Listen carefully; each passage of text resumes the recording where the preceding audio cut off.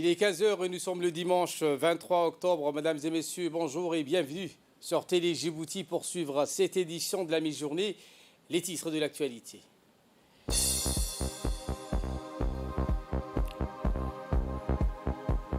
Sous la houlette du chef de l'État et chef de gouvernement Ismaël Marguerite, la République de Djibouti a abrité aujourd'hui le sommet international de la recherche du changement climatique. Et dans l'actualité internationale, en Tanzanie, un incendie qui a brûlé les pentes du Kilimanjaro.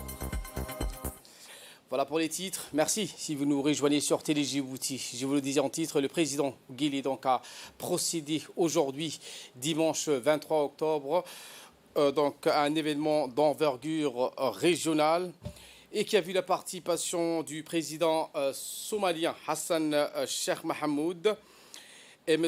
Tahir Al-Hajr, membre du bureau de souveraineté du Soudan, Renaud Mouslier, président du conseil régional des Provence-Alpes, Côte d'Azur, et des représentants du Comore, de la Turquie, de l'Éthiopie, du Rwanda, de l'Ouganda, du Soudan du Sud et de l'Éthiopie, et de plusieurs institutions internationales et des représentants de la société civile. Un sommet sur la recherche du changement climatique qui s'est tenu ce matin au Djibouti, Palace Kempinski.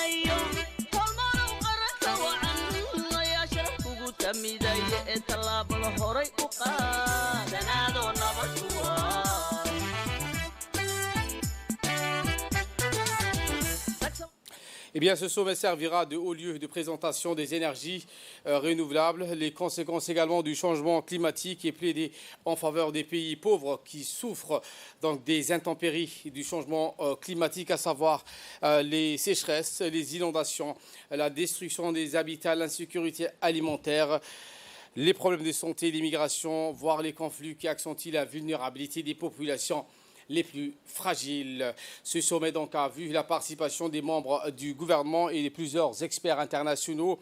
Un sommet qui servira de plateforme pour mobiliser les acteurs régionaux et renforcer les coopérations entre les chercheurs et les scientifiques africains pour discuter des difficultés et chercher des solutions adéquates pour atténuer les effets du changement climatique.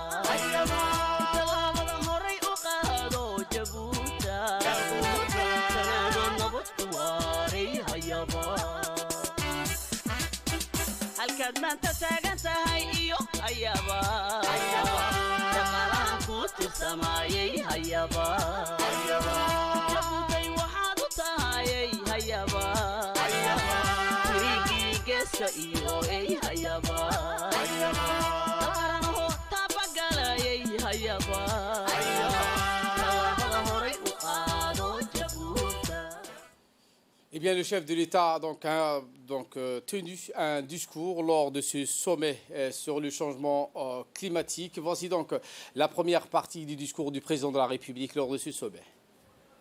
Bismillahirrahmanirrahim. Alhamdulillah, salatu wassalamu ala rasulih al-amin, Sayyidina wa Habibina Muhammadin sallallahu alayhi wa sallam. Je voudrais d'emblée remercier notre frère, le président Hassan Sheikh Mohamud de la Somalie, pour s'être déplacé et honorer de sa présence notre pays. أخونا عضو مجلس السيادة في السودان أهلا ومرحبا بكم. Je tiens tout d'abord à remercier dans l'ensemble tous ceux ici présents qui ont répondu à notre invitation, en particulier notre frère Hassan Cheikh Mahmoud, président de la République fédérale de Somalie, et notre ami Renaud Muselier, un ami de Djibouti, président du PACA, qui a fait un long chemin pour venir en personne. Merci de ta présence. Les ministres représentant les présidents qui n'ont pas pu se déplacer, les chercheurs, les représentants de la société civile et les étudiants. Il est confirmé que l'utilisation des combustibles fossiles est l'origine principale de cette situation. Bien que faible émetteur de gaz à effet de serre, nous en subissons malheureusement les lourdes conséquences. Les sécheresses, les inondations, la destruction des habitats, l'insécurité alimentaire, les problèmes de santé, les migrations, voire les conflits qui accentuent la vulnérabilité des populations les plus fragiles. Bien que l'Afrique contribue relativement peu au réchauffement global, plus de 180 millions de personnes en Afrique subsaharienne pourraient mourir à cause du changement climatique d'ici à la fin du siècle. Actuellement et plus proche de nous, la situation dans la Corne de l'Afrique est alarmante, car la survie de 10 millions de personnes est menacée par la sécheresse. Faut-il encore le rappeler à Djibouti, les périodes de sécheresse de 2008 à 2011 ont causé une perte de 177 millions de dollars, soit 3,9% du PIB, et affecté 120 000 personnes, soit 15% de la population. Économiquement parlant, les catastrophes naturelles affichent déjà plus de 35,5% de notre économie.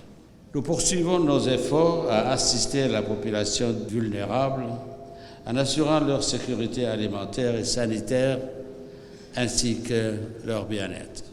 Nous avons d'ores et déjà pris nos responsabilités en matière d'atténuation des gaz à effet de serre en nous engageant dans notre vision 2035 pour une production d'énergie électrique basée entièrement sur le renouvelable. Pour confirmer cet engagement de réduire, la République de Djibouti a construit en partenariat avec l'Éthiopie une ligne d'interconnexion pour exploiter l'énergie hydraulique propre des barrages depuis 2011.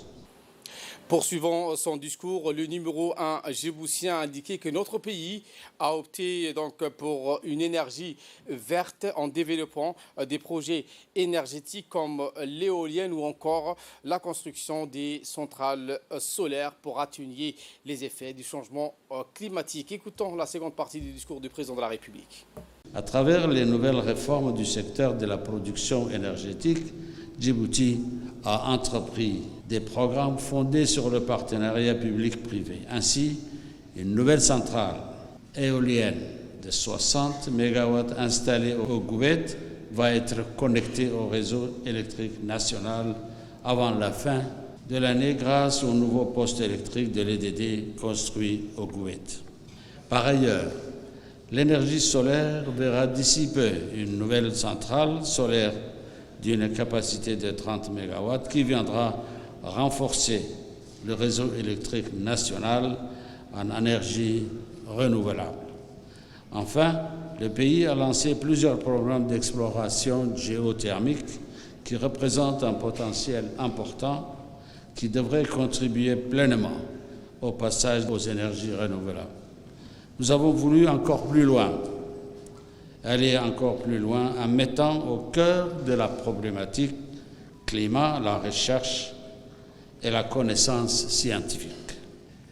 L'objectif étant de combler les lacunes en données climatiques, disposer d'une plateforme scientifique ouverte à la région et à l'international pour mieux orienter nos politiques d'atténuation et d'adaptation.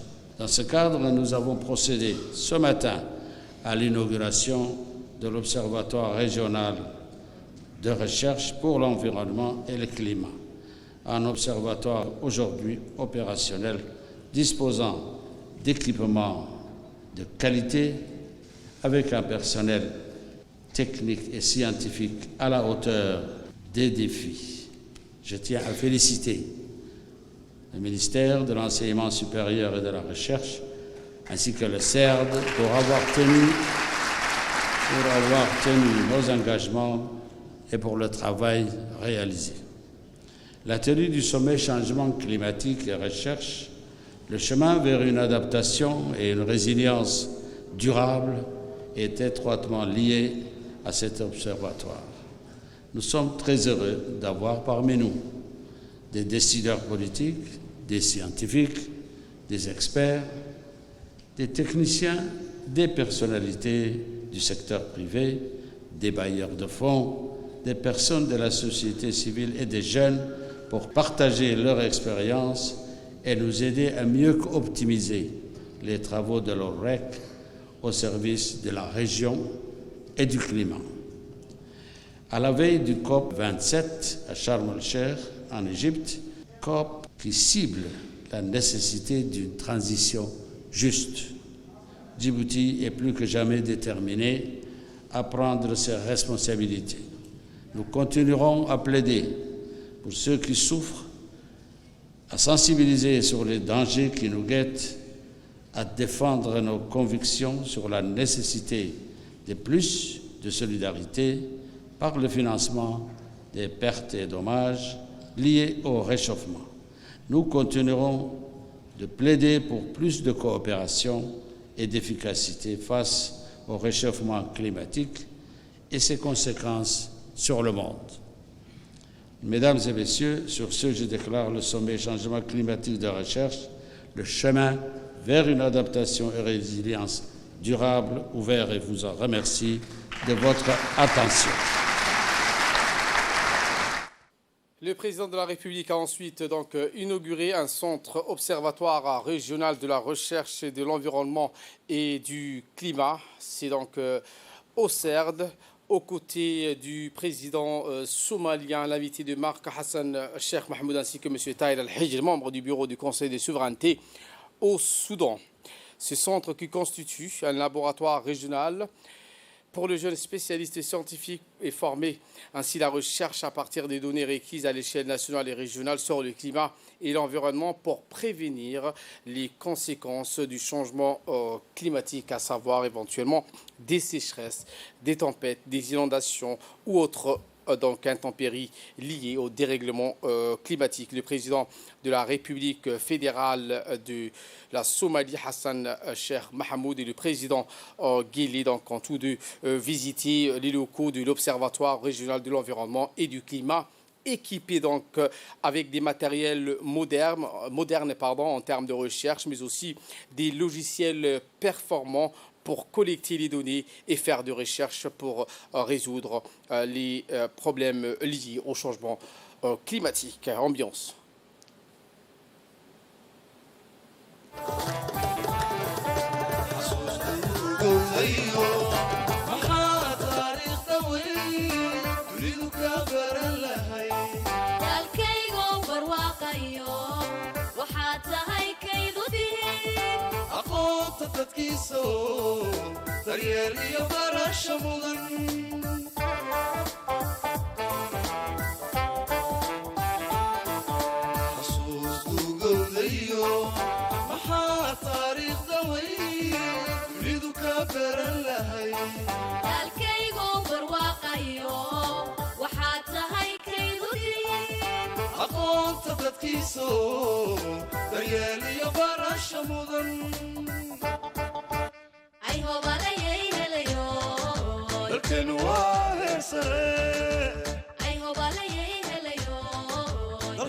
dalxiisku wanaagsanaa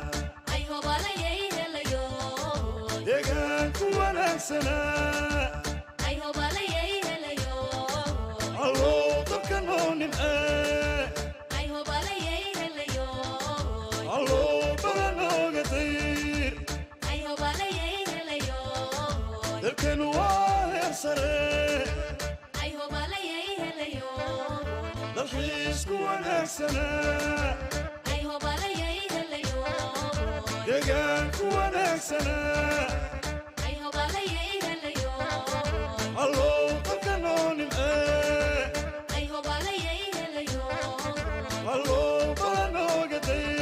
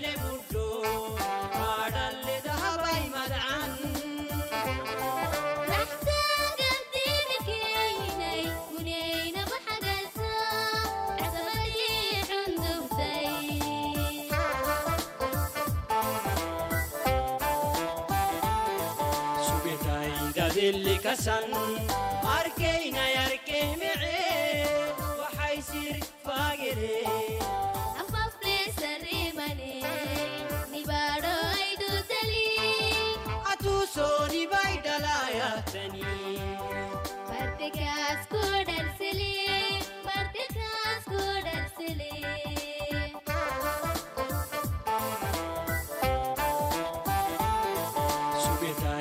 اللي كسن أركينا يركي معي وحيصير فاقري أفاف ليس الريماني نبارو عيدو تلي أتوسوني بايدا لا يهتني مرتكاس كودر سلي مرتكاس كودر سلي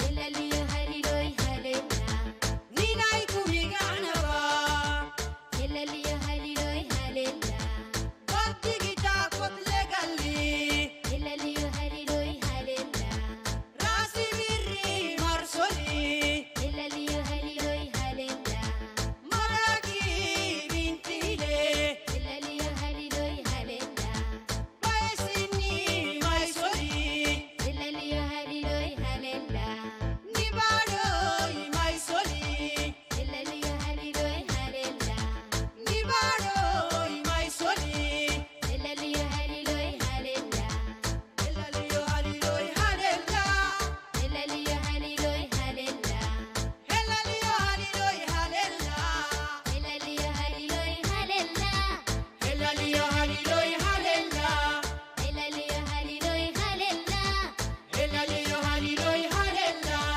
هلاليو هليلوي هليلا هلاليو هليلوي هليلا.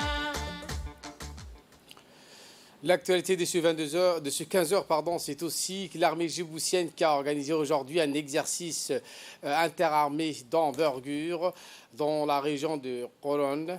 Cette démonstration d'action par le feu, les mouvements a été échafaudé par le chef d'état-major général des armées, le général du corps d'armée Zakaria Cheikh Ibrahim, qui s'est rendu à l'observatoire de la zone de manœuvre de Khoron dès les premières lueurs du jour.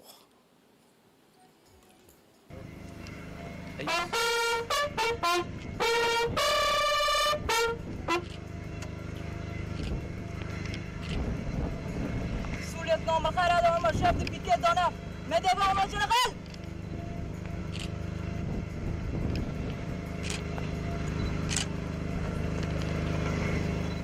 À ses côtés, le chef d'état-major de la défense ainsi que les grands responsables de l'armée djiboutienne, tous sont venus à cette démonstration pour apprécier la capacité opérationnelle des moyens et des personnels militaires engagés sur cet exercice. Sur le plan théorique, l'ordre de bataille a été préparé et exposé par le chef de corps du régiment blindé, le colonel Dahir Hassan Abadid. Dans cet ordre figurait une situation ennemie improvisée qui prévoyait la violation du territoire djiboutien par une force tierce. La mission de l'armée djiboutienne était donc de riposter le plus rapidement possible, de stopper l'avancée ennemie avant de le neutraliser.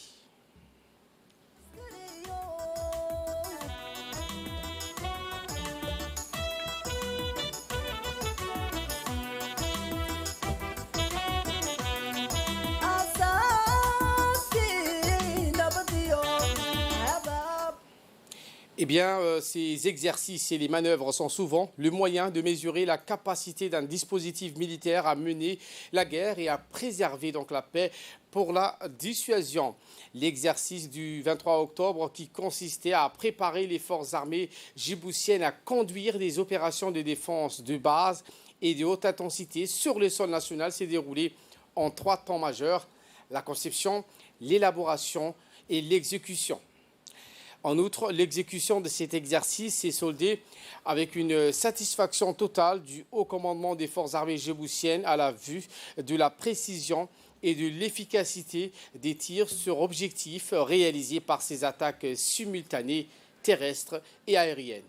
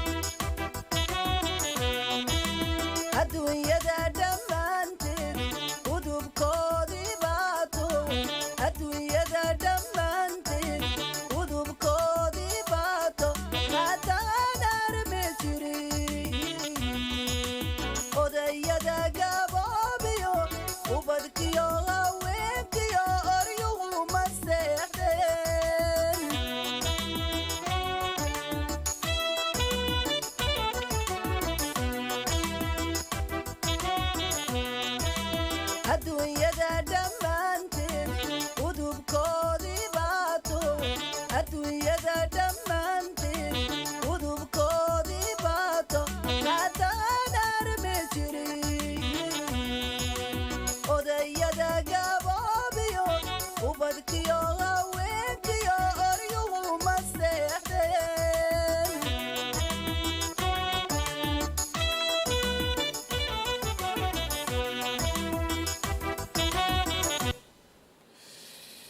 Et dans l'actualité, dans les régions, ce dispositif sanitaire a mobilisé pour la cérémonie d'intronisation du sultan de Tadjoura.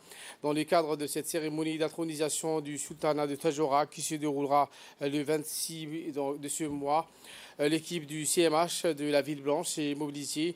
En effet, sur instruction du ministre de la Santé, Dr Ahmed Abdilé, donc le médecin-chef de la région de Tadjoura, a tenu à réunir son équipe afin de mieux se préparer pour cette cérémonie tant attendue de l'intronisation. 5 ambulances équipées avec à son bord 2 infirmiers diplômés d'État et sous l'œil avisé du docteur Dimbio sont prêts donc à l'emploi. Une ambulance sera stationnée à Randa pour couvrir le corridor Balhou-Tadjoura, une autre à Lakassal et le 3e sur l'axe routier d'Obok. Vu l'influence prévue pour ces 3 jours, l'équipe du CMH de la Ville Blanche est en alerte 24 heures sur 24 selon les propos du médecin-chef Dimbio. Donc, sur instruction du ministre de la Santé, les CMH de Tadjoura est en train de se mobiliser afin que la cérémonie se passe dans les meilleures conditions. Dès mardi, mercredi et jeudi, nous allons mettre des ambulances sur le corridor Tadjoura-Lakassal, sur le corridor Tadjoura-Randa, Balhou et sur le corridor Tadjoura-Obok. Donc, au cas où les gens qui ne connaissent pas la route, nous leur conseillons d'aller tout doucement, s'ils ne connaissent surtout pas la route, de faire très attention à l'excès de vitesse qui est très très très fatal. De toute façon, nous sommes mobilisés. Merci. Et dans l'actualité internationale, je vous le disais en titre, cet incendie qui s'est déclaré sur les monts du Kilimanjaro en Tanzanie. Un incendie dévorait hier les pentes du mont Kilimanjaro, au plus haut sommet d'Afrique, situé dans le nord-est de la Tanzanie. Plus de 300 personnes ont été déployées pour tenter de contenir le feu. L'incendie, dont l'origine n'est pas encore connue, sévit à proximité du camp Karanga. Halte pour alpinistes est située à environ 4000 mètres d'altitude sur le versant sud du toit de l'Afrique, 5895 mètres. Les autorités régionales ont affirmé en début d'après-midi qu'ils ne menaçaient pas les touristes présents sur cette montagne. Voilà pour l'essentiel de ce 15h. Merci à vous de nous avoir suivis et très bon suivi des programmes sur Télé Djibouti.